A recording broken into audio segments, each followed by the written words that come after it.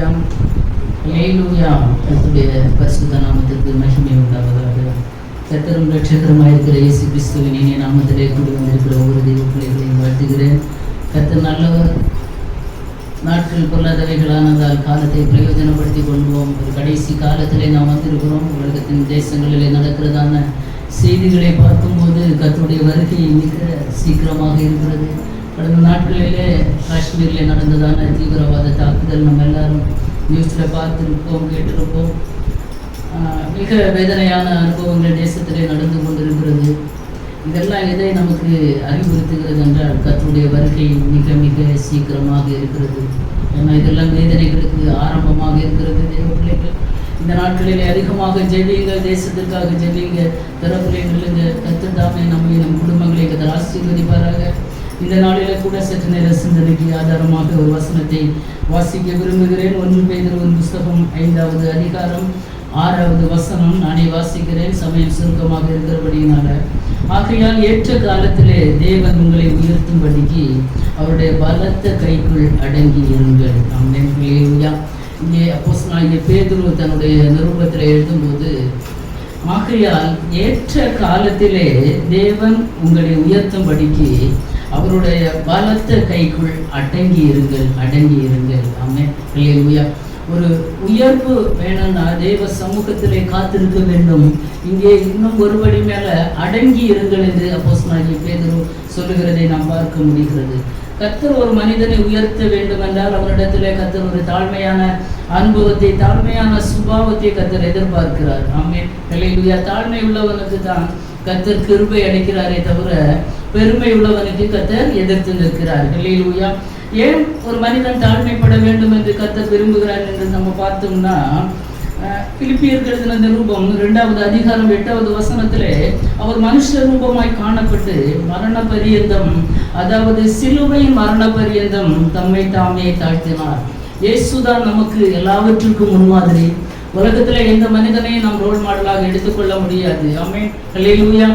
கர்த்தரை மட்டும்தான் நாம் மாடலாக எடுத்துக்கொள்ள முடியும். ஏன்னா எல்லாவற்றிலும் நமக்கு படித்து தந்திருக்கிறவர், ஒரு மாதிரியை காண்பித்து தந்திருக்கிறவர், பிராக்டிக்கல் லைஃப்ல எல்லாவற்றையும் செய்து காண்பித்தவர் இயேசு மாத்திரமே. ஆமென். ஹல்லேலூயா. அவர் சொல்லுகிறார், சிலுவையின் மரண பரியந்தம் இயேசு என்ன செய்தாராம்? தம்மை தாமே தாழ்த்தினார். அவர் தாழ்த்தினபடியினால பிதாவாகிய தேவன் எல்லாவற்றுக்கும் மேலாக இயேசுவை உயர்த்தினார் என்று நாம் பார்க்கிறோம். அப்படியானால் ஒரு மனிதனை கர்த்தர் உயர்த்த வேண்டும் என்றால் ஆமென், அவன் தாழ்மைப்பட வேண்டியது அவசியம். முதலாவதாக அவன் தாழ்மைப்பட வேண்டும். இரண்டாவதாக ஏற்ற காலம் வரைக்கும், ஏற்ற நேரம் வரைக்கும், அவனுக்கு குறிக்கப்பட்ட சமயம் வரைக்கும் அவன் காத்திருக்க வேண்டியது அவசியமாய் காணப்படுகிறது. ஆமென். ஹல்லேலூயா. எப்படி ஒரு மனிதன் தாழ்மையாக காணப்பட வேண்டும் என்று நாம் வேதத்திலே பார்த்தோம் என்றால், யாக்கோபு எழுதின நிருபம் அதனுடைய 4வது அதிகாரம் 10வது வசனத்துல நம்ம பார்த்தோம்னா, கர்த்தருக்கு முன்பாக தாழ்மைப்படுங்கள், அப்பொழுது அவர் உங்களை உயர்த்துவார். ஆமென். ஹல்லேலூயா. ஒரு மனிதன் கர்த்தரிடத்திலிருந்து ஏதாவது பெற்றுக்கொள்ள வேண்டும் என்றால், கர்த்தரிடத்திலிருந்து ஆசீர்வாதங்கள், நன்மைகளை பெற்றுக்கொள்ள வேண்டும் என்றால் அவருடைய கைக்குள்ள அடங்கி இருக்க வேண்டும். இன்னும் தாழ்மைப்படுகிற ஒரு அனுபவம் வாழ்க்கையிலே வேண்டும். கைக்குள்ள அடங்கி இருக்கணும் என்று கர்த்தர் அந்த இடத்துல சொல்ல வேண்டும் என்றால், நாம் சங்கீதங்களின் புஸ்தகத்திலே நாம் வாசிக்கும் போது 95வது சங்கீதம் அதனுடைய 7வது வசனத்துல, அவர் நம்முடைய தேவன், நாம் அவர் மேய்ச்சலின் ஆடுகளும் அவர் கைக்குள்ளான ஆடுகள், அவர் மேய்ச்சலின் ஜனங்களும் அவர் கைக்குள்ளான ஆடுகளுமே. ஆமென். கர்த்தர் நமக்கு மேய்ப்பராய் இருப்பார் என்றால், ஆமென். ஹல்லேலூயா.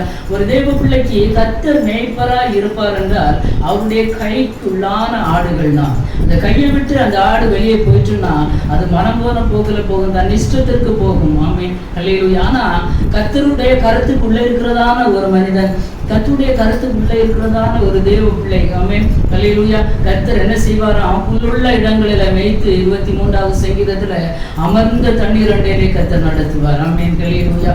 அதனால தான் கைக்குள்ளான ஆடுகள், அதான் கைக்குள்ள அடங்கி இருக்க ஆண்டவர் சொல்லுகிறார். ஆமென். ஹல்லேலூயா.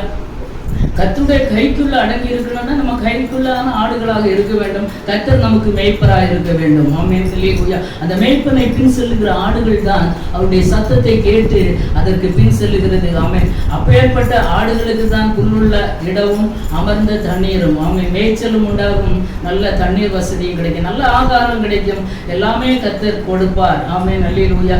அதனாலதான் சொல்ல, கைக்குள்ள அடங்கி இருக்கிற ஒரு பிள்ளையை தான் கர்த்தர் என்ன செய்வாராம், ஏற்ற நேரத்திலே அவர் உயர்த்துவார். ஆமென். அப்போ உயர்த்த வேண்டும் என்றால் முதலாவதாக தாழ்மை. யாக்கோபுல சொன்னது மாதிரி கர்த்தருக்கு முன்பாக தாழ்மைப்படுங்கள், அப்பொழுது அவர் உங்களை உயர்த்துவார். நான் வசனங்களை மட்டும் சொல்லி மிக வேகமாக முடிக்க விரும்புகிறேன். இரண்டாவதாக மீகா தீர்க்க தரிசன புஸ்தகம் 6வது அதிகாரம் 8வது வசனத்திலே, மனுஷனே, நன்மை இன்னதென்று அவர் உனக்கு அறிவித்திருக்கிறார்.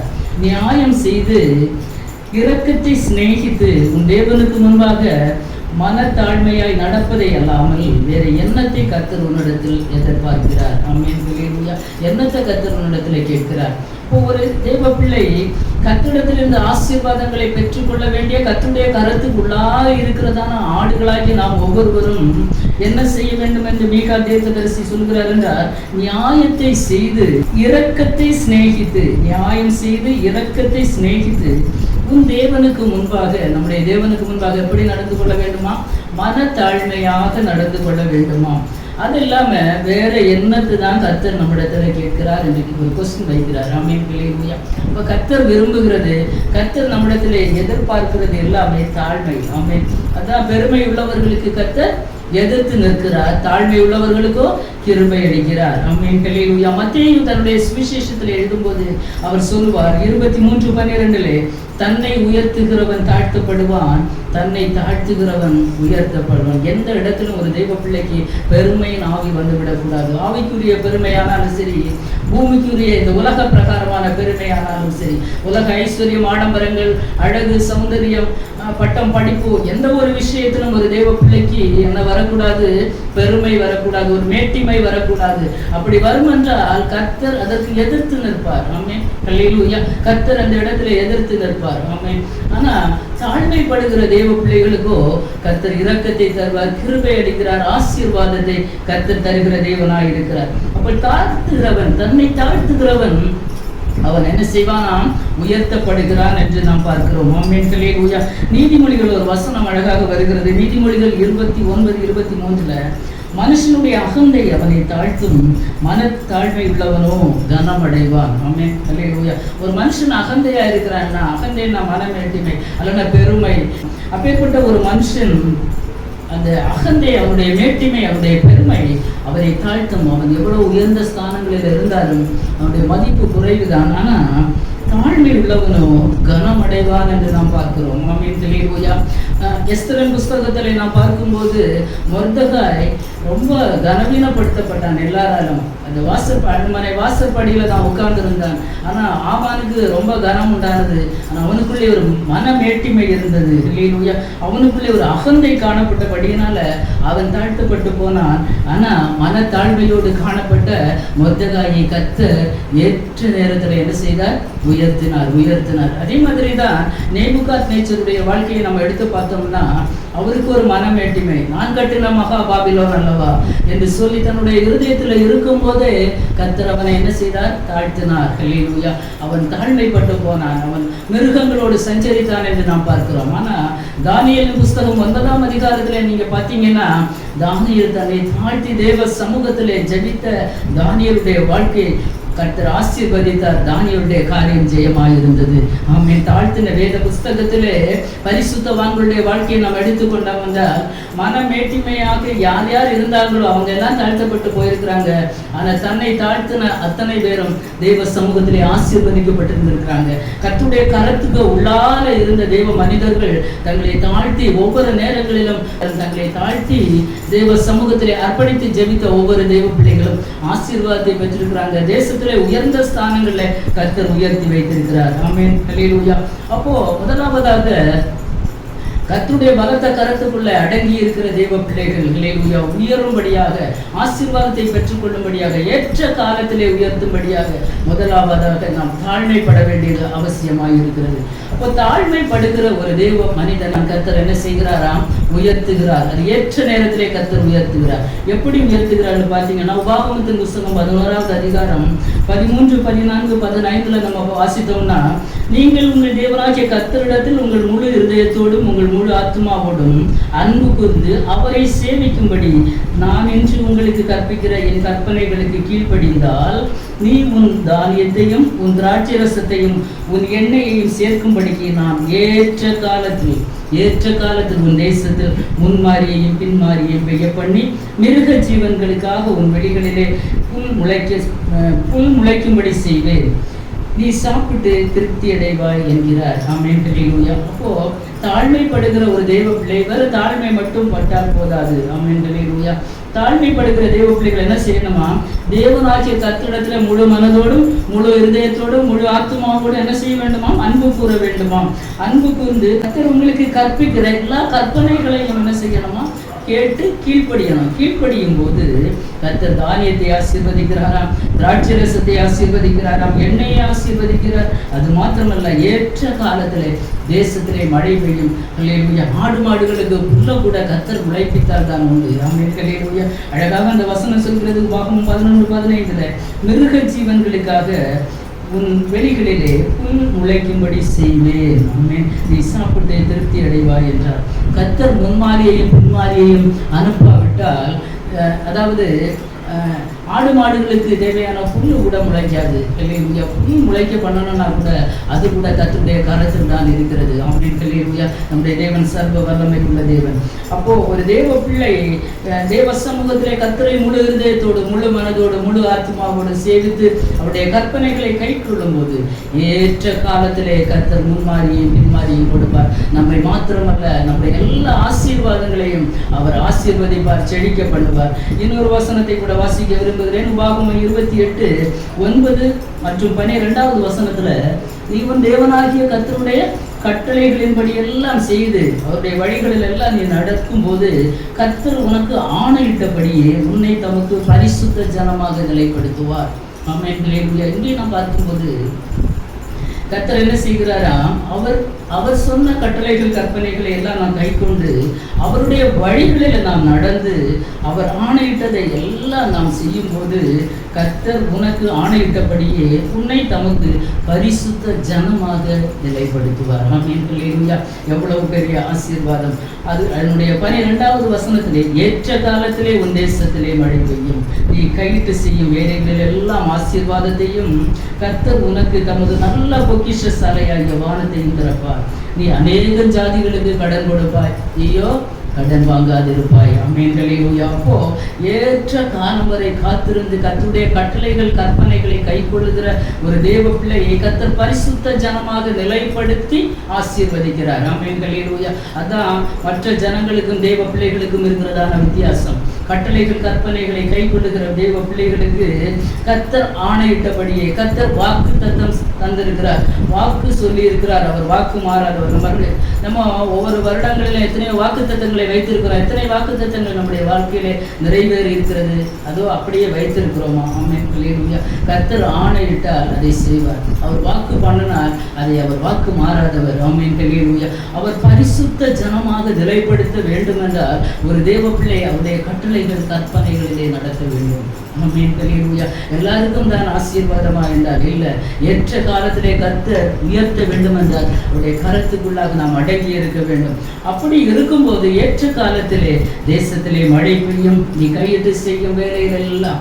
ஆமென். ஹல்லேலூயா. ஒரு தேவனாகிய கர்த்தர் உன்னை ஆசீர்வதிப்பார். நீ அநேக ஜாதிகளுக்கு கடன் கொடுப்பாய், நீயோ கடன் வாங்காது இருப்பாய். இன்றைக்கு நாம் கடன் வாங்குகிறோம், எத்தனையோ இடங்களில் கடன் பட்டு இருக்கிறோம். கடன் ஒரு பெரிய ஒரு வேதனையாக இன்றைக்கு அநேக தேவ பிள்ளைகளுடைய வாழ்க்கையில் அது ஒரு பெரிய வேதனையான ஒரு அனுபவமாக காணப்படுகிறது, இந்த கடன் பிரச்சனை. ஆனால் கர்த்தர் என்ன சொல்லுகிறார்? நம்ம ஏதோ ஒன்றில் தவறி இருக்கிறோம். நான் சொல்லுகிற கட்டளைகள் கற்பனைகளை எல்லாம் நீ கை கொண்டு நீ நடந்தால் நான் உனக்கு ஒரு ஆணையிட்டு இருக்கிறேன். ஹல்லேலூயா. ஆணையிட்டபடியே நான் என்ன செய்வேன்? உன்னை பரிசுத்த ஜனமாக நிலைப்படுத்தி ஏற்ற காலத்திலே உன் தேசத்திலே மழையை வர்ஷிக்க பண்ணி நல்ல பொக்கிஷ சாலையாகிய வானத்தை என்ன செய்வாராங்க? திறந்து ஆசீர்வதிப்பாராம். கையிட்டு செய்கிற வேலைகள். ஆமென். இன்றைக்கு கையிட்டு செய்கிற வேலைகள்ல ஏன் ஆசீர்வாதம் இல்லை? ஹல்லேலூயா. ஆசீர்வாதங்கள் இல்லை, நன்மைகள் இல்லை. ஏன்னா ஆண்டுடைய கட்டளைகள் கற்பனைகளை நான் கீழ்ப்படியவில்லை. ஷார்ட்டா சொன்னா ஆண்டுடைய கற்பனைகள் கட்டளைகள் ஏதோ ஒன்றை நாம் மீறி இருந்தால் கூட நம்முடைய ஆசீர்வாதங்கள் தடைபடுகிறது. ஆமென். ஹல்லேலூயா. நீ கையிட்டு செய்யும் வேலைகள் எல்லாம் ஆசீர்வாதம் வர வேண்டும் என்றால் கர்த்தருடைய கட்டளைகள் கற்பனைகளை நாம் கைக்கொண்டே ஆக வேண்டும். நம்ம அநேக ஜாதிகளுக்கு கடன் கொடுப்போம் என்று தான் கர்த்தர் சொல்கிறார். நீயோ கடன் வாங்காதிருப்பாய். இப்போ ஏதோ ஒன்றில் நாம் தவறி இருக்கிறோம் என்பதில் எந்த சந்தேகமும் இல்லை. தேவ பிள்ளைகளே, இந்த நாளிலே நம்ம எதில் தவறி இருக்கிறோம்? ஹல்லேலூயா.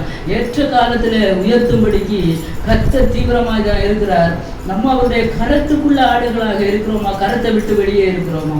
ஆமென். ஹல்லேலூயா. கரத்துக்கு உள்ள இருந்தால் கர்த்தர் கண்டிப்பாக ஆசீர்வதிப்பார். அவர் கைக்குள்ளான ஆடுகள் அவருடைய சத்தத்தை கேட்கும், அவருடைய கட்டளைகள் கற்பனைகளுக்கு கீழ்ப்படியும். அதன் மூலம் வருகிறதான ஆசீர்வாதங்களை பெற்றுக்கொள்ள முடியும். ஹல்லேலூயா. ஹல்லேலூயா. அப்போ கடன் கொடுப்பாய், கடன் வாங்காதிருப்பாய். இது தேவ பிள்ளைகளுக்கு கர்த்தர் தந்திருக்கிறதான ஆணையிட்டு தந்ததான ஒரு ஆசீர்வாதம். ஆமென். ஹல்லேலூயா. இன்னைக்கு நாம் இதுல குறைவுபட்டு இருக்கிறோம். ஹல்லேலூயா. ஆகவே நாம் கர்த்தருடைய கட்டளைகள் கற்பனைகளை அப்படியே இருக்கிற வண்ணமாக நாம் கை கொள்ளும் போது இந்த ஆசீர்வாதங்கள் நம்முடைய வாழ்க்கையிலே நிச்சயமாக வந்து வருகிறது. நம்ம தான் தவறு இருக்கிறோமே தவிர கர்த்தருடைய வார்த்தை ஒருபோதும் தவறுவது இல்லை என்பது கண்டிப்பாக நான் 100% சொல்ல முடியும். ஆமென். ஹல்லேலூயா. கர்த்தருடைய வார்த்தை உண்மை உள்ளது, தவறு இருக்கிறது நம்ம மாத்திரமே. நாம் சீர்படும் போது இப்பேற்பட்ட ஆசீர்வாதங்கள் நன்மைகளை கர்த்தர் தன்னுடைய வானத்தில் நல்ல பொக்கிஷசாலை கர்த்தரிடத்துல தான் இருக்கிறது.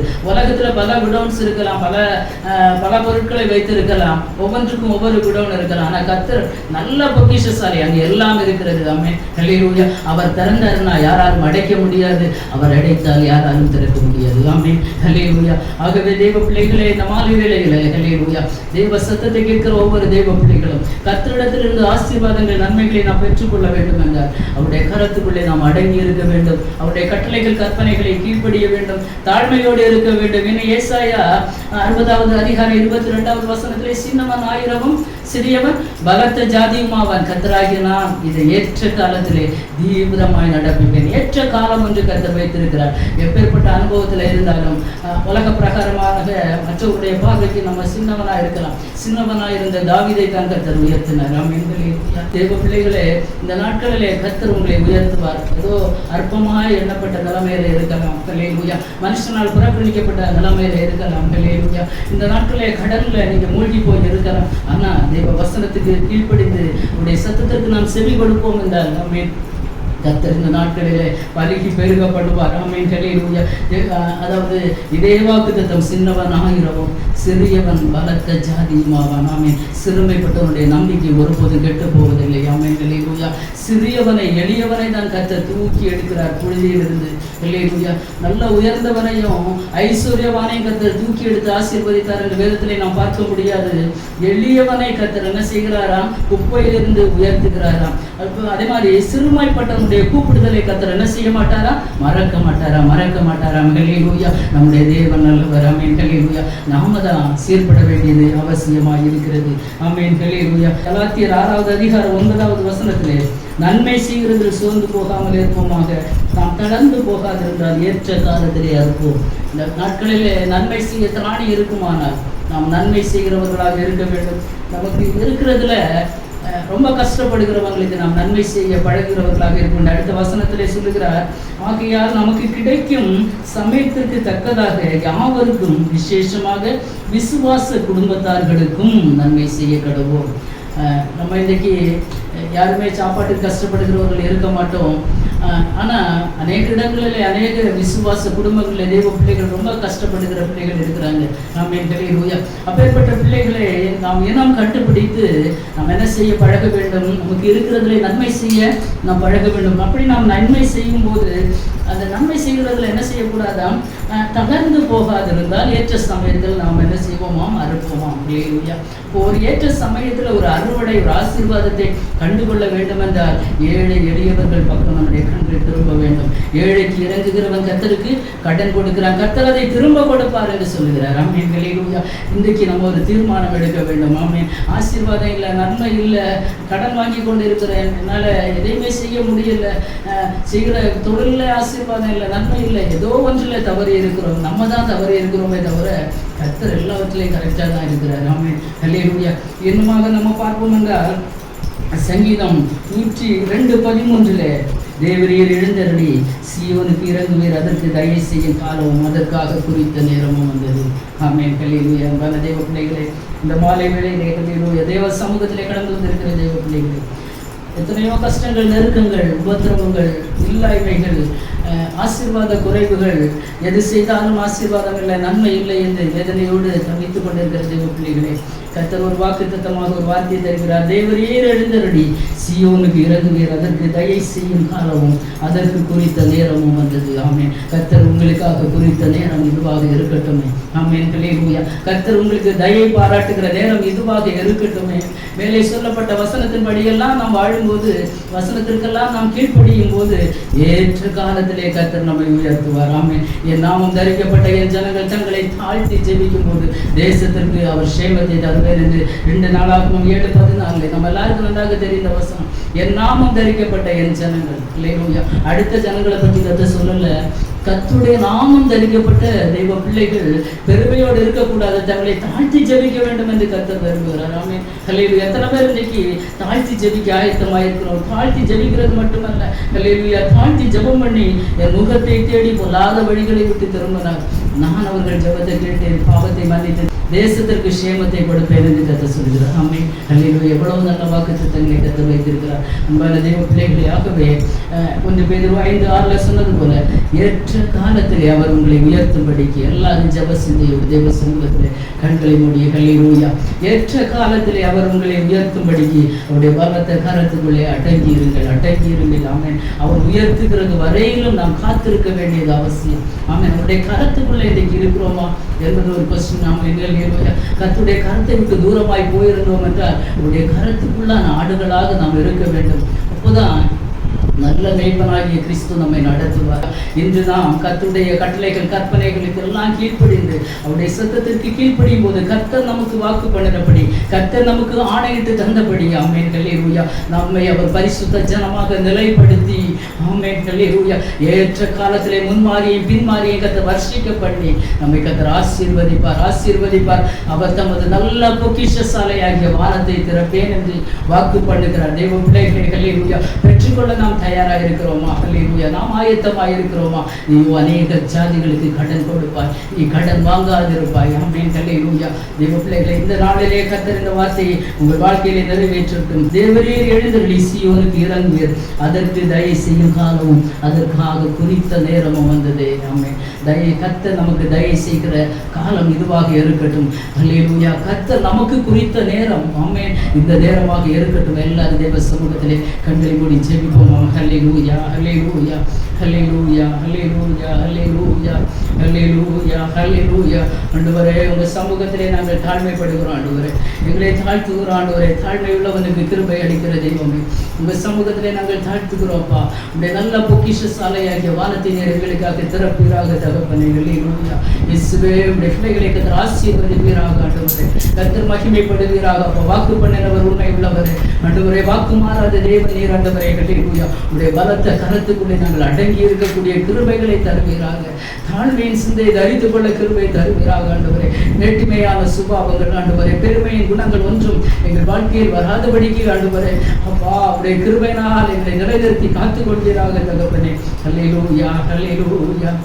தாழ்மையுள்ளவரிடம் தங்கிடுதே கிருபை, தாழ்மையுள்ளவரிடம் தங்கிடுதே கிருபை, வாழ்நாளெல்லாம் அது போதுமே, சுகமுடன் தந்தலமுடன், வாழ்நாளெல்லாம் அது போதுமே, சுகமுடன் தம்பலமுடன், சேவை செய்ய கிருபை தாருமே, சேவை செய்ய கிருபை தாருமே, கிருபை பெரிதல்லோ எம் ஜீவனிலும் அதே, இம்பட்டும் காத்தருவே